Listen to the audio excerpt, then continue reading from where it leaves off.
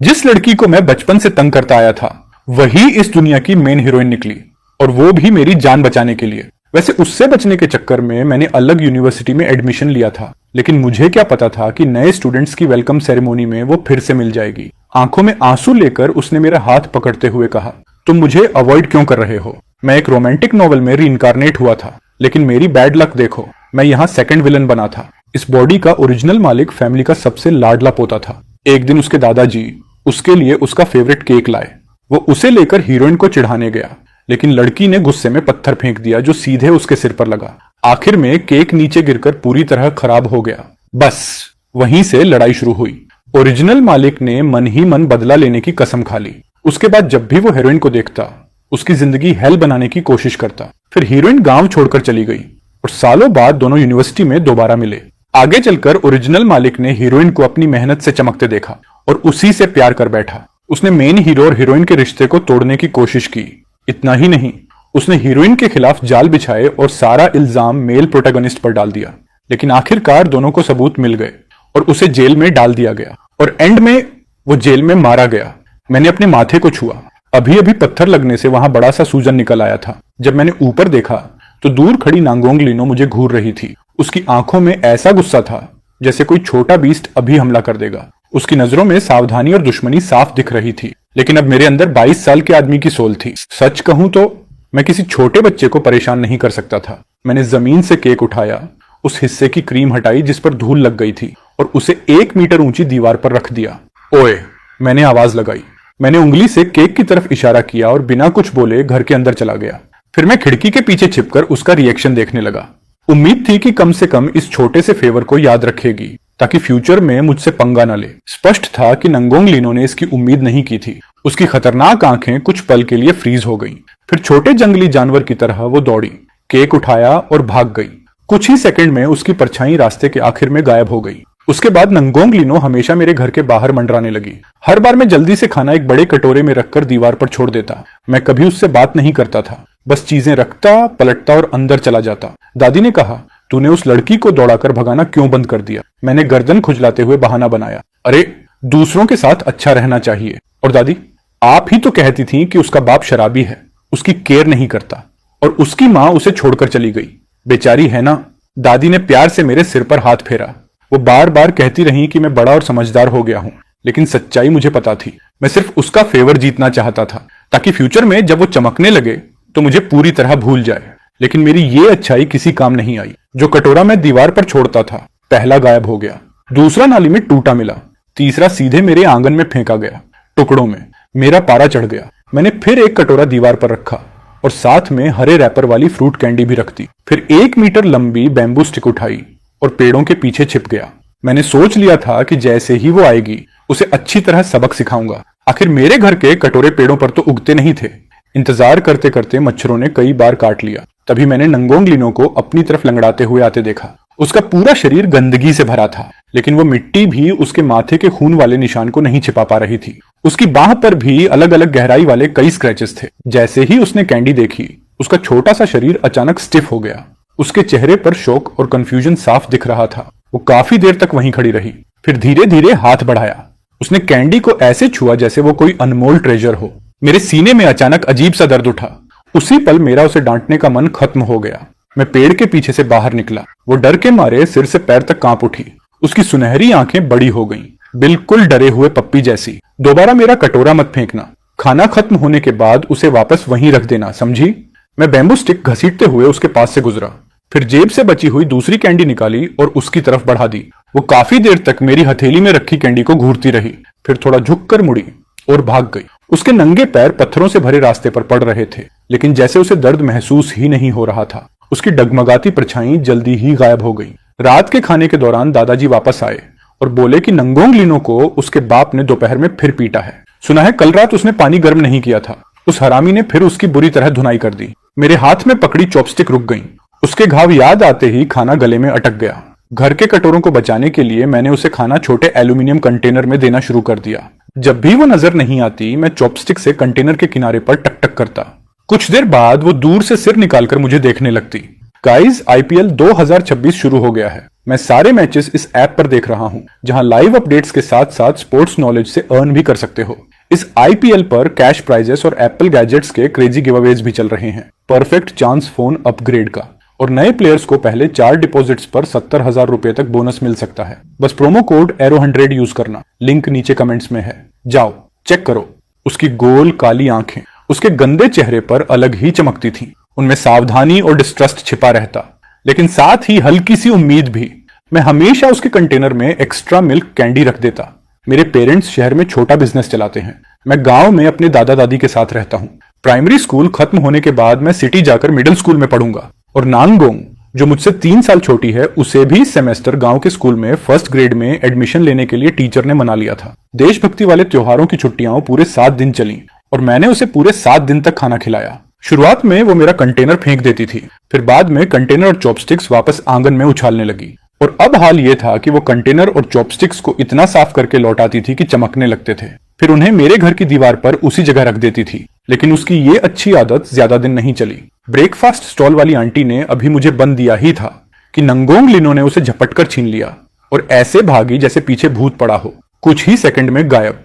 मेरे पास दोबारा पैसे देकर दूसरा ब्रेड खरीदने के अलावा कोई ऑप्शन नहीं था। जब मैं क्लासरूम लौटा तो मेरी क्लास के लड़के बहुत शोर मचा रहे थे। मेरा जमा हुआ गुस्सा उसी पल फट पड़ा। मैंने जोर से किताब टीचर की डेस्क पर पटकी। धड़ाम की आवाज के साथ पूरा क्लास तुरंत शांत हो गया।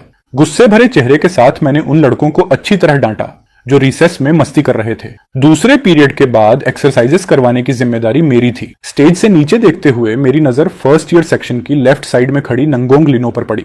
एक टीचर उसे डांट रहा थी। वो बिल्कुल सीधी खड़ी थी, जैसे लकड़ी का तख्ता। उसकी नजर जमीन पर टिकी थी और वो अपना बायां पैर दाएं पैर से रगड़ रही थी, जैसे उसे किसी चीज की परवाह ही न हो। स्कूल स्टूडेंट्स को फ्री न्यूट्रिशियस लंच देता था। टेस्ट खास नहीं होता था, लेकिन कम से कम पेट भर जाता था। लेकिन नंगोंग लिनो हमेशा 3 बड़े कटोरे खा जाती थी। ऐसे खाना मुंह में ठूंसती जैसे कल दुनिया खत्म होने वाली हो। हर निवाले के साथ अपना मुंह पूरी तरह भर लेती। उस दिन मैंने क्लासरूम लॉक किया और सीढ़ियां उतर ही रहा था कि तभी कुछ सीनियर लड़के तेजी से भागते हुए दिखे। उनमें से कुछ लोग नंगोंग लिनो को उठाकर ले जा रहे थे। मैं वहीं खड़ा रह गया और लंबी सांस ली, फिर पलटकर ऊपर गया और 6th ग्रेड टीचर के ऑफिस का दरवाजा खटखटाया ताकि उनकी शिकायत कर सकूं। जब तक टीचर हमें लेकर उसे ढूंढने पहुंचे, तब तक वो लोग नंगोंग लिनो को सड़क किनारे कीचड़ वाले गड्ढे में फेंक चुके थे।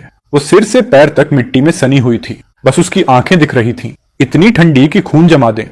उन आंखों में पागलपन भरा तेज गुस्सा छिपा था। वो कीचड़ के कोने में अकेली बैठी थी, छोटी और पूरी तरह अकेली। ओरिजिनल नॉवल में जब असली विलन ये सीन देखता था तो वो सिर्फ उसका मजाक उड़ाता, उस पर पानी डालता और मिट्टी फेंकता। लेकिन मैं अलग था। मैं उसके पास गया और उसकी तरफ हाथ बढ़ाकर कहा, चलो। वो कीचड़ में ही बैठी रही, बिल्कुल हिले बिना, ठंडी नजरों से मुझे घूरती हुई। मैंने थोड़ा सोचा, फिर जेब से कैंडी निकाली और उसकी तरफ बढ़ा दी। तभी उसकी आंखें धीरे धीरे हिली। उसकी काली पुतलियों में कैंडी का रिफ्लेक्शन आया और साथ में हल्की सी कमजोरी भी। मैंने कैंडी और पास कर दी। कई कोशिशों के बाद वो आखिरकार लड़खड़ाते हुए कीचड़ से उठी, धीरे धीरे चलकर मेरे सामने आ गई और अपनी मिट्टी से भरी हथेली कैंडी लेने के लिए बढ़ाई। लेकिन मैंने कैंडी पीछे खींच ली। मैंने उसका हाथ पकड़ा और पास के पानी भरे गड्ढे में धोने लगा। उसका हाथ बहुत पतला और छोटा था। हड्डियां इतनी साफ महसूस हो रही थीं कि मेरी हथेली तक दुखने लगी। उसके हाथ से मिट्टी साफ करते हुए मेरे सीने में अजीब भारीपन महसूस हुआ। मैंने धीरे से कहा, पहले मिट्टी साफ करनी पड़ेगी, नहीं तो कैंडी गंदी हो जाएगी। आखिर में टीचर ने भौहें सिकोड़ते हुए मुझसे कहा कि नंगोंग लिनो को उसके घर छोड़ाऊं। मैंने कहा, टीचर, उसका बाप गांव का शराबी है, नशे में लोगों को मारता है। पहले बाकी बच्चों के पेरेंट्स से बात करना बेटर होगा। आखिर में एक लड़के की मां नंगोंग लिनो को अपने घर ले गई। उसने उसे नहलाया और पुराने कपड़े पहनाए। तभी मैंने पहली बार उसका असली चेहरा देखा। उसका चेहरा पतला और सुंदर था, बड़ी बड़ी आंखें और बहुत गोरी स्किन। बस वो बहुत दुबली थी, वरना बिल्कुल भी बदसूरत नहीं थी। आखिर नॉवल की प्रोटैगनिस्ट जो थी, वो अपनी पुरानी स्कूल बैग लेकर मेरे पीछे पीछे चल रही थी। मैं रुका और पलटकर उसकी तरफ देखा। सुबह मेरा लंच छीनना मुझे पसंद नहीं आया। अगर दोबारा ऐसा किया ना तो सच में मारूंगा। उसने मुझे नफरत भरी नजर से देखा और भाग गई। मैंने पीछे से चिल्लाकर कहा, कैंडी, और वो तुरंत वापस दौड़ती हुई आई, कैंडी छीनी और फिर भाग गई। अगले कुछ दिनों तक नंगोंग लिनो मेरे घर के पास नहीं आई। जो खाना मैं दीवार पर छोड़ता वो वहीं पड़ा पड़ा मक्खियों से भर जाता। कोई उसे छूता तक नहीं था। मैं सोचने लगा कि शायद मेरी मारने वाली धमकी की वजह से वो मुझसे नाराज है। एक दिन गांव के रास्ते में मेरी मुलाकात नंगोंग लिनो से हुई। एक छोटे बिल्ली के बच्चे को मोटरसाइकिल ने कुचल दिया था। वो खून उगल रहा था और लगातार तड़प रहा था। स्पष्ट था कि वो बचने वाला नहीं था। नंगोंग लिनो उसके पास गई। उसने एक हाथ से उसकी गर्दन पकड़ी और दूसरे से सिर, फिर एक तेज झटके में उसकी गर्दन तोड़ दी ताकि उसकी तकलीफ खत्म हो जाए। मेरे पूरे शरीर में सिहरन दौड़ गई। मैं बिना सोचे एक कदम पीछे हट गया। उसने मुड़कर मेरी तरफ देखा। उसकी आंखों में कोई गर्माहट नहीं थी, सिर्फ ठंडी बेरुखी। लेकिन उसने और कुछ नहीं किया। वो बस मरे हुए बिल्ली के बच्चे को अपनी बाहों में उठाकर पास के जंगल की तरफ चली गई। वहां उसने एक गड्ढा खोदा और उसे दफना दिया। तभी अचानक मुझे समझ आया कि उसने क्या किया था। उस बिल्ली के बच्चे को तड़प तड़प कर मरने देने से बेहतर था कि उसका दर्द एक ही बार में खत्म कर दिया जाए। लेकिन वो अभी 7 साल की भी नहीं थी। आखिर उसने कैसी जिंदगी जी होगी जो उसका दिल इतना बेरहम बन गया। मैंने अपने बैग से एक लंच बॉक्स निकाला और उसे आवाज दी, नांगोंग, ये लंच बॉक्स स्कूल में तुम्हारे लिए है। दोपहर को खाना खत्म करने के बाद इसमें एक और सर्विंग भर लेना ताकि घर ले जा सको। वो बस मुझे घूरती रही। साफ सुथरा रहना जरूरी है, कपड़े बदलना और रेगुलरली नहाना भी। मेरे गले में अजीब सा भारीपन आ गया। मैंने उसका छोटा सा गंदा हाथ पकड़ा और कहा, चल मेरे घर। घर पहुंचकर मैंने सारी बात दादा दादी को समझाई। फिर मैं अपनी पुरानी चीजों में से बचपन के साफ कपड़े ढूंढने लगा। उन्हें उसकी स्कूल बैग में रखा और बाहर एक बड़ी टब जैसी बाल्टी ले आया। फिर स्टेप बाय स्टेप उसे सिखाया कि कपड़े कैसे भिगोते हैं, कैसे रगड़कर धोते हैं, कैसे रिंस करते हैं और कैसे सुखाने के लिए टांगते हैं। वो हर बात बहुत ध्यान से सुन रही थी। जब दादा दादी खाना बना चुके तो उन्होंने उसे अंदर आकर खाने के लिए कहा, लेकिन उसने मना कर दिया। तो मैंने थोड़ा थोड़ा खाना एक छोटे एल्यूमिनियम कंटेनर में डाला और उसे दे दिया। वो मेरे घर के दरवाजे पर उकड़ू बैठ गई और बिना एक भी टुकड़ा छोड़े सब खा गई। कुछ समय बाद मैंने स्कूल में देखा कि नंगोंग लिनो का बाप उसे पीट रहा था। वो बस कोने में सिकुड़कर बैठी रही, न खुद को बचाया न शिकायत की। टीचर उस आदमी को शांत नहीं कर पा रहे थे। मैं बस उसे चिल्लाते हुए सुन पा रहा था कि उसने किसी के कपड़े टांगने वाले हैंगर और वॉशिंग पाउडर चुरा लिए थे। उसी पल मेरा खून खौल उठा। उसने वो चीजें सिर्फ इसलिए चुराई थी क्योंकि मैंने उसे कपड़े धोना सिखाया था। मैंने मुट्ठियां भींच ली, फिर इंतजार किया कि वो शराबी सीढ़ियों के पास पहुंचे और अचानक मैं दौड़ता हुआ उसकी पीठ से टकरा गया। ऐसे एक्टिंग की जैसे मैं जल्दी में बाथरूम जा रहा था और बार बार माफी मांगने लगा कि ध्यान नहीं दिया। स्कूल से लौटने के बाद मैंने घर से कुछ साफ हैंगर्स और वॉशिंग पाउडर इकट्ठा किया और उन्हें दीवार पर रख दिया। नंगोंग, उसने दीवार के पीछे से सिर बाहर निकाला। मैंने चीजों की तरफ इशारा करके कहा, इन्हें ले जाओ। उसने बाल धो लिए थे और वही अल्ट्रामैन वाली स्वेटशर्ट पहन रखी थी जो मैंने उसे दी थी। पूरी तरह साफ सुथरी लग रही थी। मैंने उसके कानों के पीछे और गर्दन को छूकर कहा, जब चेहरा धो या नहाओ तो इन जगहों को भी अच्छे से साफ करना चाहिए। उसने चुपचाप सिर हिलाया।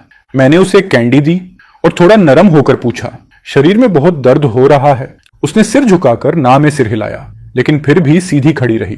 मैंने धीरे से फुसफुसाया, सब ठीक हो जाएगा, मैं प्रॉमिस करता हूं, सब ठीक हो जाएगा। अगली सुबह दादी ने उबले हुए शकरकंद एक थैली में रखे और मुझे दिए ताकि मैं नंगोंग लिनो को दे दूं। वो काफी देर तक चुप रही, फिर बहुत धीमी आवाज में बोली, थैंक यू। दादी मुस्कुराई और प्यार से उसके सिर पर हाथ फेरा। स्कूल में रिसेस के दौरान मैंने उसे फिर देखा। टीचर ने उसे क्लासरूम के दरवाजे पर रोक रखा था और डांट रही थी। सख्त आवाज में पूछ रही थी कि वो होमवर्क क्यों नहीं करती, लेकिन वो बस खंभे की तरह खड़ी रही, चुपचाप। आखिरकार मेरा दिल नहीं माना। जब दादी खेत में कैबेज लगा रही थी तो मैंने नंगोंग लिनो को बुलाया ताकि वो देखकर सीख सके। अगर तुम ये सीख गई तो अपने घर में खुद सब्जियां उगा पाओगी, फिर तुम्हें चोरी नहीं करनी पड़ेगी। वो आखिर तक बहुत ध्यान से सब देखती रही। मैंने उसे खाने की एक प्लेट दी और उसकी पॉकेट में कैबेज सीड्स का छोटा पैकेट रख दिया। इन्हें मिट्टी में बो देना, अगर कुछ समझ ना आए तो मुझसे पूछ लेना। जब वो जा रही थी तो मैं खुद को चिल्लाने से रोक नहीं पाया। और हाँ, होमवर्क करना मत भूलना। धीरे धीरे मेरी और नंगोंग लिनो की एक रूटीन बन गई। हर सुबह वो मेरे घर आकर थोड़ा ब्रेकफास्ट करती, फिर मेरे पीछे पीछे स्कूल जाती। क्लासेस खत्म होने के बाद वो प्रिंसिपल ऑफिस के बाहर बैठकर होमवर्क करती, फिर मेरा इंतजार करती और मेरे पीछे पीछे वापस घर आती। कुछ क्लासमेट्स मजाक उड़ाते थे, कहते थे कि वो मेरी छोटी टेल है, लेकिन उसे फर्क नहीं पड़ता था। लेकिन एक दिन किसी ने उस पर मिट्टी का ढेला फेंक दिया। वो पागलों की तरह उस लड़के पर टूट पड़ी जो उससे आधा सिर लंबा था। उसे जमीन पर गिराकर मारने लगी। मैंने उसे खींचकर अलग किया और डांटना शुरू किया, लेकिन उसने बस धीमी आवाज में कहा, तुम्हारे कपड़े गंदे नहीं होने चाहिए। मैं कुछ पल के लिए वहीं जम गया, फिर उसके कपड़ों से मिट्टी साफ करते हुए बोला, अगर कपड़े गंदे हो जाए तो बस धो लिए जाते हैं, लेकिन अगर तुम्हें चोट लग गई तो दर्द होगा, ताकि कोई उसे दोबारा परेशान न करे। मैंने उससे कहा कि क्लासेस के बाद टीचर्स ऑफिस में मेरा इंतजार किया करे ताकि हम साथ घर जा सकें। ऑटम हार्वेस्ट के दौरान मैं दादा दादी के साथ खेत में शकरकंद निकालने में मदद कर रहा था। मैंने ऊपर देखा तो दूर नंगोंग लिनो चुपचाप खड़ी हमें देख रही थी। मैं दौड़कर घर गया और एक छोटी थैली लेकर आया। उसे देते हुए कहा, 100 तक गिनो, फिर आकर हमारी मदद करना। दादा दादी मेरी मंशा समझ गए। मुस्कुराते हुए उन्होंने भी उसे मदद के लिए बुलाया। वो वहीं खड़ी रह गई, पूरी तरह कंफ्यूज्ड। शायद पहली बार किसी ने उस पर तरस खाए बिना उससे अच्छा व्यवहार किया था। वो काफी देर तक हिली तक नहीं, जब तक मैंने दोबारा नहीं कहा। तब वो झुक गई और हमारे साथ पूरी मेहनत से शकरकंद जमा करने लगी। कुछ समय बाद उसकी लगाई हुई कैबेज उगाई। पूरा छोटा खेत चमकीले हरे रंग से भर गया। दूसरों की नकल करते हुए उसने लकड़ियों से अपनी छोटी सब्जी वाली जगह को घेर दिया ताकि मुर्गियां और बत्तखें उसे खराब न करें। मैं उसकी छोटी खेती देखने गया और दिल से उसकी तारीफ की। तुम्हारी कैबेज तो बहुत अच्छी बढ़ रही है। दादी ने मुझसे कहा कि मैं उसे मूली और पत्ता गोभी के कुछ पौधे दे आऊं। उसने पौधे लिए, फिर काफी देर हिचकिचाने के बाद मुड़ी और अपने घर भाग गई। जब वो वापस आई तो उसके हाथ में साफ पानी से भरा कटोरा था। धीमी आवाज में उसने कहा। मैंने कटोरा और जग धो दिया। मैं मुस्कुराया और उसके बाल उलझा दिए ताकि उसे समझ आ जाए कि सब ठीक है। फिर मैंने कटोरा लिया और पानी पी गया। अभी मैंने कटोरा मेज पर रखा ही था, तभी उसका शराबी बाप दरवाजे से बाहर निकला। नंगोंग लीनो तुरंत पलटी और अपने छोटे से शरीर को फैलाकर मेरे सामने खड़ी हो गई, मुझे बचाने के लिए। मेरा दिल जोर से धड़क उठा। वो उस आदमी से बेहद डरती थी, फिर भी उसका पहला इंस्टिंक्ट मुझे प्रोटेक्ट करना था। मैंने उसके कंधे पर हल्की थपकी दी, उसके बाप को पोलाइटली ग्रीट किया, फिर नंगोंग लीनो से अपना ध्यान रखने को कहा और वहां से चला गया। एक दिन नंगोंग लीनो की टीचर ने मुझे ऑफिस में बुलाया। कारण था, उसने किसी से लड़ाई की थी। टीचर ने मुझे जमकर डांटा और कहा कि मैं उसे कंट्रोल में रखूं। मैंने सीधे जवाब दिया, मैम मैं उसका गार्डियन नहीं हूं, इसलिए आपका लेक्चर सुनना मेरी जिम्मेदारी नहीं है। मैं बस उसी गांव का उसका दोस्त हूं, बस। जब मैं ऑफिस से बाहर निकला तो नंगोंग लीनो दरवाजे पर एबंडेंट पप्पी की तरह खड़ी थी, थोड़ी नाराज, थोड़ी हर्ट। मैंने उसके सिर पर हल्का सा नॉक मारा और डांटते हुए कहा, तुम हद से ज्यादा आगे बढ़ गई थी। अभी जाओ और अपने क्लासमेट से माफी मांगो, वरना दोबारा मुझसे बात मत करना। उसने मेरी तरफ देखा और तोप के गोले की तरह ऑफिस के अंदर भागी। वो दूसरे बच्चे के सामने घुटनों के बल बैठ गई और जोर से चिल्लाई, सॉरी। ऑफिस में मौजूद सब लोग जम गए और मेरी आंखों में तुरंत आंसू भर आए। ये बच्ची सच में मानती थी कि माफी मांगने के लिए घुटनों पर बैठना जरूरी होता है। घर लौटते वक्त मैं उसे लगातार समझाता रहा कि असली अपोलॉजी दिल से होनी चाहिए और किसी के सामने ऐसे घुटनों पर नहीं गिरना चाहिए। जब मैं लगातार बोलता जा रहा था, वो सिर उठाकर मुझे देख रही थी। उसकी आंखें चमक रही थीं और आधे चांद की तरह मुड़ी हुई थीं। उसका पूरा चेहरा खुशी से भरा था। सेमेस्टर खत्म होने के बाद जब हम पढ़ रहे थे, तब मैंने गलती से नंगोंग लीनो का लैंग्वेज टेस्ट देख लिया। उस पर लाल रंग में लिखा हुआ 18 देखकर मेरी आंखें दुखने लगीं। नोवेल में तो हीरोइन जीनियस थी। मुझे यकीन ही नहीं हुआ, पहली क्लास के लैंग्वेज सब्जेक्ट में कोई 18 कैसे ला सकता है। मैंने उससे मैथ पेपर दिखाने को कहा। वो मन मारकर ले आई। उसमें 83 मार्क्स थे। मैंने राहत की सांस ली। कम से कम वो सिर्फ एक सब्जेक्ट में कमजोर थी। फाइनल एग्जाम्स में सिर्फ 2 हफ्ते बचे थे, इसलिए मैंने उससे कहा कि वीकेंड पर मेरे घर आए ताकि पेपर दोबारा सॉल्व करे और जो समझ ना आए वो मैं समझा दूं।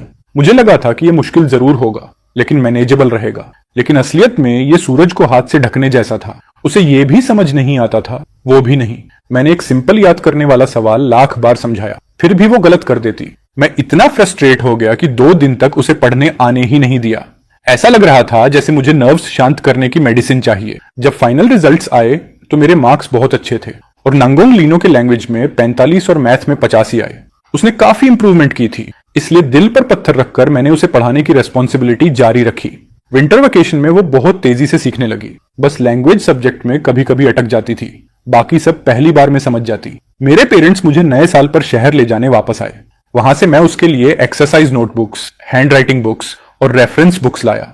मैंने पूरी छुट्टियों का होमवर्क उसे देकर रखा। जब मैं जा रहा था वो सड़क के किनारे खड़ी थी, अपनी बड़ी बड़ी उदास आंखों से मुझे देख रही थी। मैंने उसके सिर पर हल्की थपकी दी और मुस्कुराकर कहा, मैं जल्दी वापस आ जाऊंगा और जब लौटूंगा तो तुम्हारे लिए कैंडीज और टॉयज लाऊंगा। जब तक तुम ये नोटबुक्स खत्म करोगी तब तक मैं वापस आ जाऊंगा। उसने सिर हिलाया और वहीं खड़ी रही। वो तब तक मेरी कार को देखती रही जब तक वो नजरों से गायब नहीं हो गई।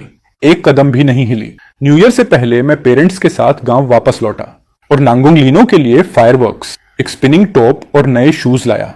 मैंने उसे बॉक्स दिया। वो काफी देर तक उसे पकड़े खड़ी रही, बिना हिले। जब उसने सिर उठाया तो उसकी आंखें लाल थीं और वो रोने वाली लग रही थी। उसकी छोटी नाक भी लाल हो गई थी। मैंने उसके बाल उलझाते हुए कहा, हैप्पी न्यू ईयर। नांगोंग लीनो ने होंठ भींचे और बोली, thank you, happy new year. उसने मेरे दिल को पूरी तरह हिला दिया। मेरे अंदर सॉफ्टनेस और उदासी दोनों एक साथ भर गए। न्यू ईयर वाले दिन मैं उसे अपने कजन और गांव के बाकी बच्चों के साथ लैंटर्न लेकर घर घर न्यू ईयर विशेष देने ले गया। जब हम लौटे तो हमारी पॉकेट्स कैंडीज और गिफ्ट मनी से भरी हुई थी। मैंने अपना सारा हिस्सा उसे दे दिया और कहा कि घर जाकर अच्छे से न्यू ईयर एंजॉय करे। घर लौटने पर मेरा 4 साल का कजन बड़ी बड़ी आंखों से मुझे देखने लगा और बोला, अरे भैया, मेरी बहन कहती है कि मैं तुम्हें ऐसा ना बुलाऊं, तो फिर तुम्हें क्या बोलूं। मैं 1 सेकंड के लिए फ्रीज हो गया। फिर मुझे एक साथ हंसी और गुस्सा दोनों आ गए।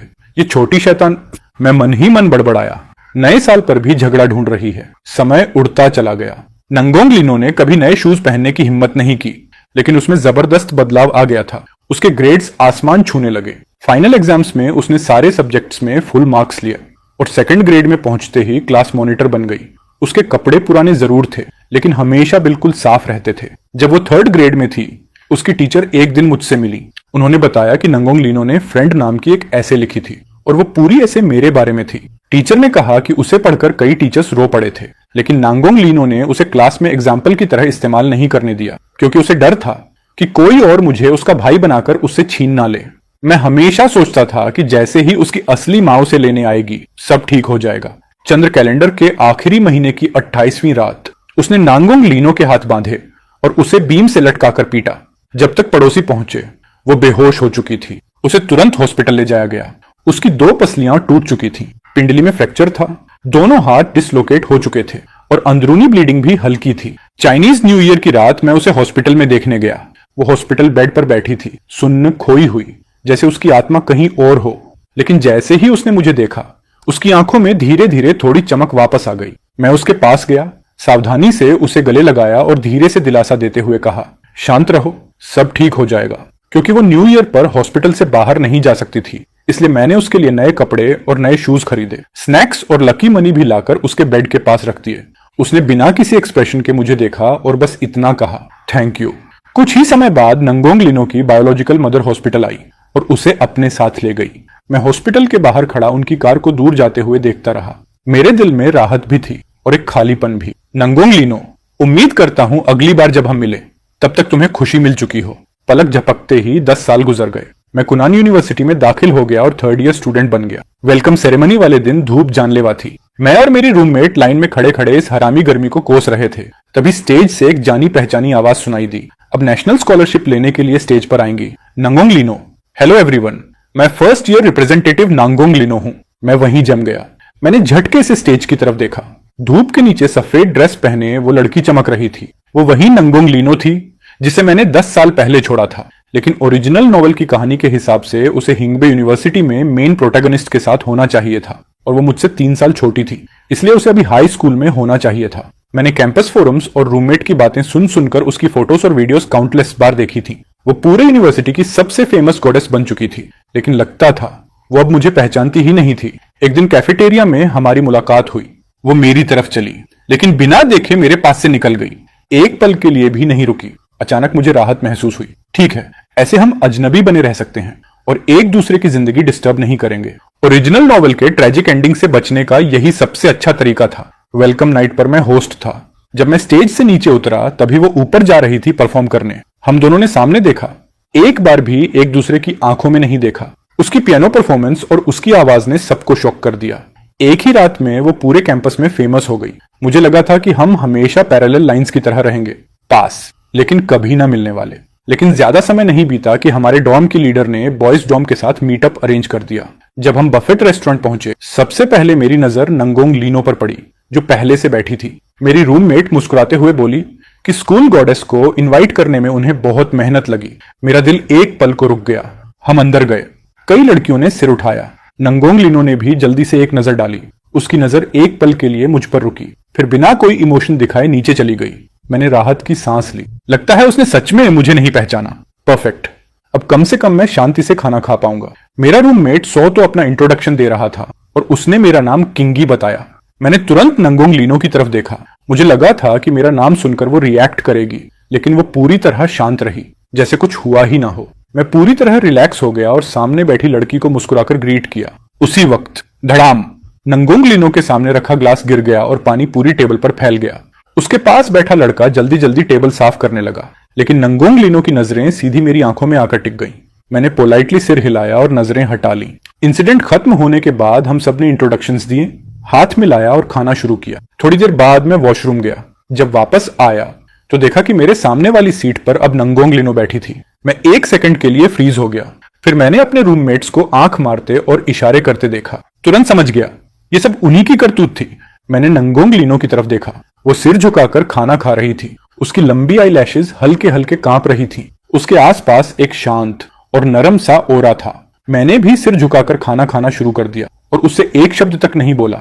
मेरा फोन लगातार वाइब्रेट हो रहा था। मेरे रूममेट्स ग्रुप चैट में मुझे टैग करके बोल रहे थे कि नंगोंग लीनो कई बार मुझे देख चुकी है और हर बार ज्यादा दुखी लग रही है। वो कह रहे थे कि उसकी आंखें लगभग लाल हो चुकी हैं और मुझे हार्टलेस बस्टेड बुला रहे थे। मैंने हार मानते हुए सिर उठाया और सीधे उसकी लाल हो चुकी आंखों से नजरें टकरा गईं। अंदर से मुझे यकीन ही नहीं हो रहा था। ये वो नंगोंग लीनो बिल्कुल नहीं थी जिसे मैं जानता था। बचपन में चाहे उसे कितना भी दर्द हो, वो हमेशा जिद्दी रहती थी और सब छुपा लेती थी। वो कभी ऐसी शक्ल नहीं बनाती थी जैसे अभी रो पड़ेगी। अपने साइड विलेन वाले रोल को याद करके मैंने फिर सिर झुकाया और खाना खाने लगा। जब खाना खत्म हुआ, मैंने अपने होमीज को हाथ हिलाकर बाय कहा और जाने के लिए मुड़ा। फ्रेंड, मेरे पीछे से एक झिंझकती हुई आवाज आई, उम्मीद से भरी हुई। मैं वहीं जम गया और तुरंत पलटा। नंगोंग लीनो एक कदम आगे बढ़ चुकी थी। मेरे अंदर खतरे की घंटियां बजने लगी। उसने मुझे पहचान लिया था। ये आखिर यहां कर क्या रही है? हजार सवाल दिमाग में घूमने लगे और जितना ज्यादा सोचता उतना ज्यादा डर लगता। इसलिए मैंने जल्दी से कहा, मुझे होमवर्क करने जाना है, बाय। मैं पलटकर भाग गया। डर था कि अगर एक सेकंड और रुका तो शायद उससे पीछा ही ना छुड़ा पाऊं। वापस आते ही मेरे रूममेट्स ने मुझे घेर लिया और मजाक उड़ाने लगे। पूछने लगे कि क्या मुझे सच में उस स्कूल गॉडेस के लिए कुछ फील नहीं होता। मैंने उन्हें घूर कर कहा, क्या मैं तुम्हारी तरह डेस्परेट दिखता हूं? जैसे ही मैंने ये कहा, फोन पर नोटिफिकेशन आई, फ्रेंड रिक्वेस्ट। मैं हूं नंगोंग लीनो। मैं अभी सोच ही रहा था क्या करूं, तभी 100 तो ने मेरा हाथ पकड़ लिया और हैंग चेन्यू ने एक्सेप्ट पर टैप कर दिया। ऊपर से जस्टिफिकेशन भी देने लगा, मैं तुम्हें जंगली बनने नहीं दूंगा। मैं एक्सेप्टेड फ्रेंड रिक्वेस्ट को देखकर बेबस होकर सांस छोड़ दी। लग रहा था अब सच में उससे बचना इम्पॉसिबल हो जाएगा। उसके बाद नंगोंग लीनो ने मैसेजेस की बारिश शुरू कर दी। वो पूछती मैं क्या कर रहा हूं, बबल टी पीने बुलाती, पूछती क्या मैं उससे नफरत करता हूं, वीडियो गेम्स खेलने बुलाती और मैं हर बार बहाने मार देता। मैं सोने जा रहा हूं, डिस्टर्ब मत करो। मैं डाइट पर हूं, डिस्टर्ब मत करो। मैं क्लास में हूं, डिस्टर्ब मत करो। लेकिन ज्यादा समय नहीं बीता कि रूममेट्स ग्रुप चैट में मुझे हार्टलेस बास्टर्ड बुलाने लगे। कहने लगे कि नई लड़की रूम में बैठी रोने वाली है। ऊपर से फोटो भी भेज दी। फोटो में नंगोंग लीनो सिर झुकाकर अपना फोन पकड़े थी। उसकी आंखें लाल थीं और आंसुओं से भरी हुई, जैसे उसके साथ दुनिया की सबसे बड़ी नाइंसाफी हुई हो। मेरे रूममेट्स बारी बारी से मुझे इनसेंसिटिव और पत्थर दिल बोलकर बॉम्बार्ड करने लगे। मेरा दिमाग पूरी तरह गड़बड़ा गया था। फिर भी मैंने दांत भींचकर उसके साथ वॉक पर जाने का इनविटेशन रिजेक्ट कर दिया। बस रिप्लाई किया, सीरीज देख रहा हूं, डिस्टर्ब मत करो। ये नंगोंग लीनो, जिसे समझना इतना मुश्किल है, मेरे फैसले पर ही सवाल खड़े कर रही थी। अगर मैं उसके करीब नहीं जा सकता तो कम से कम उससे दूर तो रह सकता हूं। लेकिन लगता था उससे बचना नामुमकिन है। मेरे रूममेट्स ने फिर बारबेक्यू पार्टी रखी। जब मैं पहुंचा, देखा नंगोंग लीनो और उसके दोस्त भी वहां थे। वो अपनी चेयर पर चुपचाप बैठी थी। जैसे ही उसने मुझे देखा, तुरंत घबराकर खड़ी हो गई। धीरे से बोली, फ्रेंड। फिर होंठ भींचकर सिर झुका लिया। मेरा रूममेट लगातार मुझे धक्का दे रहा था कि जाकर उसके पास बैठूं। अंदर से मैं बुरी तरह उलझा हुआ था। वो नोवेल की हीरोइन थी, वही जिसने ओरिजिनल मालिक को जेल भिजवाया था। लेकिन उसे इतना हेल्पलेस देखकर मेरा दिल पिघलने लगा। आखिरकार मैं जाकर उसके बगल में बैठ गया। उसी पल उसकी आंखें खुशी से चमक उठी और उनमें आंसू भर आए। वो भीगी आंखों से मुझे देख रही थी। ऐसा लगा जैसे किसी ने मेरे दिल पर जोरदार वार कर दिया हो। मैंने मन ही मन खुद को कोसा कि मैं इतना कमजोर क्यों हूं। उसने मेरी स्लीव पकड़ ली और धीरे से बोली, भैया मैं आपकी हर बात मानूंगी, बस प्लीज मुझे इग्नोर मत करो। मैं हाथ जोड़ती हूं। उसकी नरम और दुखी आवाज ने मेरा दिल पूरी तरह पिघला दिया। उस दिन के बाद वो हर जगह मेरा पीछा करने लगी। क्लास खत्म होते ही वो क्लासरूम के बाहर खड़ी मिलती और खुशी से बुलाती, फ्रेंड किंगी। उसकी आंखें चमकती रहती। वो इतनी क्यूट और ओबीडियंट लगती कि उसे देखकर अपने आप दया आ जाती। एक दिन वो फिर क्लासरूम के बाहर मेरा इंतजार कर रही थी। उसने मेरा हाथ पकड़कर मुझे बगल के खाली रूम में खींच लिया। सिर झुकाकर और पैर घसीटते हुए धीरे से बोली, आज मेरा बर्थडे है, क्या आप मेरे साथ सेलिब्रेट करेंगे? फिर उसने सिर उठाया। उसकी आंखें उम्मीद से चमक रही थीं। मेरे सीने में अजीब दर्द सा उठा। अगर आज मैं मान गया तो हमेशा मानता रहूंगा। ये बीमारी है और मुझे इसे ठीक करना होगा। मैंने तुरंत फोन निकाला और उसे 280 ट्रांसफर कर दिए। फिर कहा, जाकर केक खरीद लो, तुम्हारे फ्रेंड की क्लास है, अच्छी बच्ची बनो। ये कहकर मैंने दिल पर पत्थर रखा और वापस क्लासरूम चला गया। लेकिन आखिर में मेरे हर रूममेट ने मुझे एक एक कोहनी मारी और इनह्यूमन बुलाया। उन्होंने क्लासरूम के बाहर इशारा किया। तभी मैंने नंगोंग लीनो को देखा। वो वहां खड़ी थी, लाल आंखों के साथ, लगभग रोने वाली। मेरे तीनों होम आइज बिना कुछ बोले मेरा सामान उठाकर मुझे धक्के देते हुए उसके पास ले गए। मैंने हार मानकर लंबी सांस ली और कहा, चलो ठीक है, बताओ बर्थडे कैसे सेलिब्रेट करना है। तुरंत उसके चेहरे पर मुस्कान आ गई, उसकी आंखों की सारी उदासी गायब हो गई। उस दिन उसने मुझे जबरदस्ती कैरोसेल पर बैठाया, कॉटन कैंडी खिलाई और एक पागल घूमने वाली राइड पर भी ले गई। उसने मेरी पूरी हालत खराब कर दी। लेकिन जब हम टैक्सी से उतरे और सामने 4 स्टार होटल देखा तो मुझे लगभग हार्ट अटैक आ गया। मैं सिर से पैर तक कांपते हुए बोला, अरे लड़की, इसका मतलब क्या है। उसने अपना निचला होंठ दबाया और मुझे कनखियों से देखते हुए धीरे से कहा, इंटरनेट पर नहीं कहते कि 18 के बाद सब अलाउड होता है। उसने बात पूरी नहीं की, लेकिन मतलब बिल्कुल साफ था। मेरी हालत खराब हो गई। मैं डर के मारे तुरंत भागा और वापस टैक्सी में घुस गया। ड्राइवर से चिल्लाकर कहा, भाई जल्दी गाड़ी भगाओ। मैं ऐसे डॉम वापस भागा जैसे मेरे पीछे मौत पड़ी हो। वहां पहुंचते ही मैंने उसे एक बहुत सीरियस मैसेज भेजा ताकि सब साफ हो जाए। मैंने लिखा कि हम सिर्फ यूनिवर्सिटी क्लासमेट्स हैं और कुछ नहीं। उस रात मुझे नाइटमेयर आया। मैंने सपना देखा कि नंगोंग लीनो मेरी गर्दन पकड़कर मुझे गले लगाए मुस्कुरा रही है और डरावनी आवाज में कह रही है, फ्रेंड, अब आप मुझसे भाग नहीं सकते। मैं झटके से उठ बैठा। सबसे पहले मेरी नजर रूममेट हुआंग चेन्यो पर पड़ी। वो मुझे ब्लेम वाली नजर से देख रहा था और बोला, नंगोंग लीनो कल रात भर रोती रही, कंबल के अंदर छुपकर। पूरा डॉर्म जान गया। मैंने तुरंत फोन उठाया। उसने मुझे ढेर सारे मैसेजेस भेजे थे। वो बार बार माफी मांग रही थी, कह रही थी कि वो सच में मुझे पसंद करती है और मिन्नत कर रही थी कि मैं उसे इग्नोर ना करूं। मैं लगभग इमेजिन कर सकता था कि वो रोते हुए ये मैसेजेस लिख रही होगी। मुझे इतना गिल्ट हुआ कि बिना सोचे मैंने रिप्लाई कर दिया, मैं नाराज नहीं हूं। मैसेज भेजते ही मेरा मन किया खुद को थप्पड़ मार दूं। उसके बाद तो वो और भी ज्यादा ओपनली मेरे आसपास घूमने लगी। सुबह डॉर्म्स के नीचे मेरा इंतजार करती और ब्रेकफास्ट लाती। जब उसकी क्लासेस नहीं होती तो मेरी क्लासेस में साथ बैठती। लाइब्रेरी में मेरे लिए सीट सेव करती। कभी कभी बबल टी और मलाटंग भी मंगवाती। मेरे रूममेट्स लगातार कहते रहते कि वो कितनी केयरिंग है, लेकिन सिर्फ मुझे पता था कि ये स्वीट बर्डन कितना बड़ा हेडेक था। एक दिन उसने मुझे प्लेग्राउंड पर वॉक के लिए बुलाया। जैसे ही मैंने पूछा उसे क्या चाहिए, उसने अपनी बड़ी बड़ी मासूम आंखें बनाई और पाउट करते हुए बोली, फ्रेंड, क्या छोटी लड़की किसी बड़े लड़के को मूवी देखने नहीं बुला सकती, या फिर हम वॉक करके बातें भी नहीं कर सकते। मैं पूरी तरह स्पीचलेस हो गया। आखिर मजबूरी में मुझे हाँ करनी पड़ी। नेशनल डे फेस्टिवल के लिए उसका ग्रुप डांस परफॉर्मेंस था। वो देर रात तक प्रैक्टिस करती रही और उसने मुझे उसे लेने आने को कहा। मैंने सोचा इतनी रात को लड़की का अकेले आना सेफ नहीं होगा, इसलिए मैं डांस हॉल पहुंच गया। वहां मैंने उसे ब्लैक ड्रेस में दरवाजे पर खड़े देखा। जैसे ही वो पलटी और उसने मुझे देखा, उसकी नजर पहले ठंडी और चुभने वाली थी, लेकिन अगले ही पल उसकी आंखें मुड़ गईं और वो फिर वही नरम ओबीडियंट मुस्कान देने लगी। उस अचानक बदलती हुई नजर ने मेरे पूरे शरीर में सिहरन दौड़ा दी। मेरा दिल जोर से धड़क उठा। उसने अपने दोस्तों को बाएं कहा और मेरे साथ नीचे उतरने लगी। सीढ़ियों के हर मोड़ पर उसने सरप्राइज छुपा रखे थे, कहीं रोजेस, कहीं बबल टी, कहीं डिजर्ट्स, एक के बाद एक। मेरा दिल तेजी से धड़कने लगा। मुझे शर्म भी आ रही थी, लेकिन खुशी भी हो रही थी। जब हम आखिरी सीढ़ी के पहले फ्लोर पर पहुंचे, उसने एक लाल वेलवेट बॉक्स निकाला। मेरी सारी खुशी तुरंत गायब हो गई। मुझे लगा उसमें रिंग होगी और मैं बुरी तरह डर गया। लेकिन बॉक्स खोलने पर अंदर सिर्फ एक रेड थ्रेड ब्रेसलेट था, जिसमें 2 लाल जेड बीड्स लगे थे। वो मुस्कुराई और बोली, फ्रेंड, हैप्पी बर्थडे। मैं बस सूखी आवाज में थैंक्स ही बोल पाया, लेकिन वो तुरंत करीब आई, अपने गाल की तरफ इशारा करके बोली, इतना कोल्ड रिएक्शन, एक किस तो दो। मेरा दिमाग शॉर्ट सर्किट हो गया। चेहरा तुरंत आग की तरह जलने लगा। मैं पलटकर वहां से भाग गया। पीछे से उसकी हंसी सुनाई दी, जो छोटी घंटियों जैसी लग रही थी। कुछ समय बाद जो ताई ने अपनी पसंद की लड़की को पटाने के लिए सबके साथ मूवी प्लान बनाई। हम थिएटर में बैठे थे। अंधेरे में नंगोंग लीनो चुपके से करीब आई और मेरा हाथ पकड़ लिया। मैंने तुरंत हाथ झटक दिया और धीरे से पूछा, क्या कर रही हो। उसने होंठ भींचे।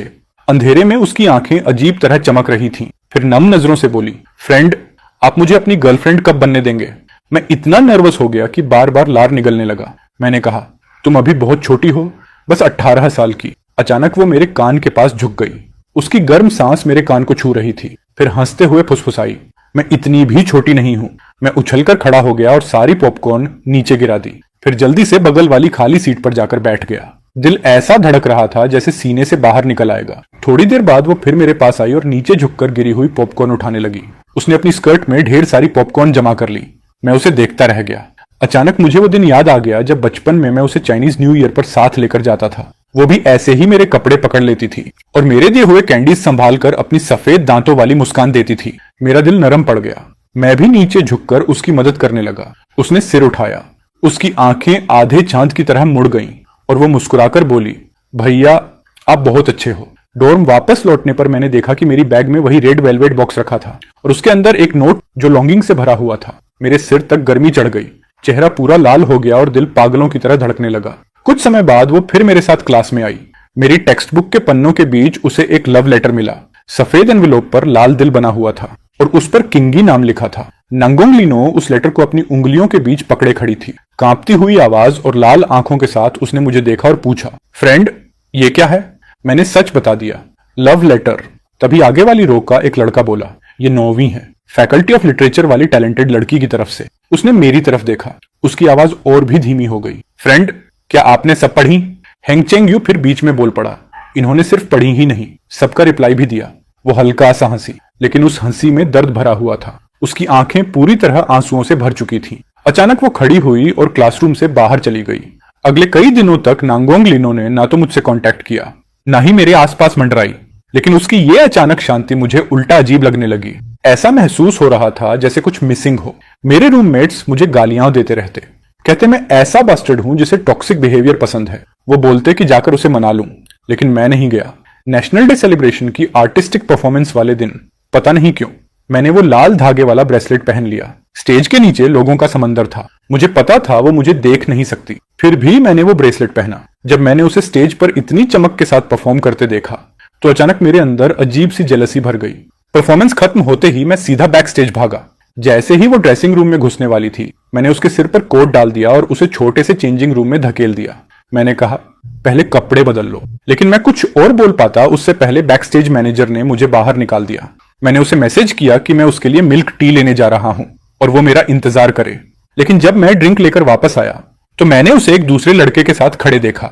दोनों हंसते हुए बातें कर रहे थे। मैंने उसे तुरंत पहचान लिया। वो नॉवेल का मेल प्रोटैगनिस्ट था, सभ्य, कल्चर्ड, बसंत के सूरज जैसा गर्म और चमकदार। मेरा दिल डूब गया। अगर प्रोटैगनिस्ट भी अब उसके पीछे आ चुका है तो मैं आखिर उम्मीद किस बात की कर रहा था? मैंने मिल्क टी सीधा कूड़ेदान में फेंक दी और वापस मुड़ गया। यूनिवर्सिटी लौटने के बाद काउंसलर ने कुछ स्टूडेंट्स को हिंगबे यूनिवर्सिटी में 1 साल के एक्सचेंज प्रोग्राम का मौका दिया। एप्लीकेशन फॉर्म हाथ में पकड़े पकड़े मैंने खुद को मेंटली 2 थप्पड़ मारे। अब क्या सोच रहा है बे? प्रोटैगनिस्ट आ चुका है। अगर अब भी नहीं भागा तो ओरिजिनल मालिक की तरह मेरा भी वही ट्रेजिक एंडिंग होगा। डेडलाइन वाले आखिरी दिन मैंने फॉर्म भरकर जमा कर दिया। मैं लाइब्रेरी में पढ़ रहा था। अभी अभी उस लड़की को बाय कहा था जिसने मुझे लव लेटर दिया था। तभी अचानक कोई मेरे सामने आकर बैठ गया। फ्रेंड। उसकी आवाज बर्फ जैसी ठंडी थी, पहले वाली सॉफ्ट और स्वीट टोन से बिल्कुल अलग। आखिरी शब्द ऐसे निकला जैसे दांत भींच कर बोला गया हो, गहरे रिजेंटमेंट से भरा हुआ। वाह फ्रेंड, बड़े पॉपुलर हो ना? बताइए फ्रेंड। इन दिनों एक बार भी मेरा ख्याल नहीं आया। मैंने उसकी तरफ देखा। उसकी आंखों की सारी सॉफ्टनेस गायब हो चुकी थी। अब उनमें सिर्फ क्रूरता और जंगलीपन बचा था। पता नहीं क्यों, लेकिन मैं टेंस हो गया। मन मारकर मैंने जवाब दिया, नहीं। वो धीरे धीरे खड़ी हुई और मेरा ठुड्डी पकड़ने के लिए हाथ बढ़ाया। मेरे पूरे शरीर में पसीना छूट गया, रोम रोम खड़ा हो गया। बहुत डरावना था। वो धीरे से मेरे करीब झुकी। उसकी सांसों में मिठास थी। डॉक्टर, मेरे छोटे फ्रेंड को मैं पसंद क्यों नहीं हूं? मैंने उसका हाथ हटाने की कोशिश की, लेकिन दूसरे हाथ से उसने मेरे कान की लोब पकड़ ली और धीरे धीरे सहलाने लगी। फिर मुस्कुराकर बोली, एक वक्त का खाना भी पूरा तन मन देकर चुकाना चाहिए। फ्रेंड, मुझे अपना कर्ज चुकाने दो। मैं वहीं जम गया। ऐसा लगा जैसे मेरी आत्मा शरीर से बाहर निकल जाएगी। तो उसे शुरू से ही सब पता था। वो बस मेरे साथ खेल रही थी। मैंने दांत भींच कर कहा, सुन बच्ची, तुम्हारे फ्रेंड को खिलौना बनना पसंद नहीं, इस बार छोड़ रहा हूं। लेकिन वो और जोर से हंसने लगी। थैंक यू फ्रेंड, मेरी जान बख्शने के लिए। अगर ऐसा है तो मैं खुद को आपको सौंप देती हूं। मैं पैनिक में आ गया। उसी दिन मैंने सामान पैक किया और जल्दी से हिंबे यूनिवर्सिटी निकल गया। मुझे लगा हजारों किलोमीटर दूर भागकर उससे बच जाऊंगा। लेकिन जैसे ही ट्रेन से उतरा और स्टेशन से बाहर निकला, मैंने नंगोंग लीनो को देख लिया। वो सीढ़ियों के आखिर में खड़ी थी, ऊपर मेरी तरफ देखकर मुस्कुरा रही थी। मैंने हार मानते हुए लंबी सांस ली। अब सीरियस बात करना जरूरी था। हम एक कैफे में जाकर बैठे। पूरी शांति के साथ उसने मेरा हाथ पकड़ लिया और मुस्कुराकर बोली, कितने समय बाद मिले भैया? मैंने भी फॉर्मल तरीके से जवाब दिया, हाँ, काफी समय हो गया। लेकिन अंदर से मेरा दिमाग पूरी तरह उलझा हुआ था। उसने नम आंखों से मुझे देखा। फ्रेंड, मैं इतने चमकदार स्टेज पर खड़ी थी, क्या आपने मुझे देखा? फ्रेंड, आप मुझे लेने क्यों नहीं आए? मैंने उल्टा सवाल किया, मैं तुम्हें लेने क्यों आता? उसके शांत चेहरे का एक्सप्रेशन एक पल में टूट गया। अंदर छुपा पागलपन बाहर आ गया। फ्रेंड, पूरे 10 साल बीत गए। क्या आपने कभी मेरे बारे में सोचा? क्या आप मुझसे नफरत करते हो? आपने मुझसे झूठ क्यों बोला? वो लगातार मेरी आंखों में देखती रही।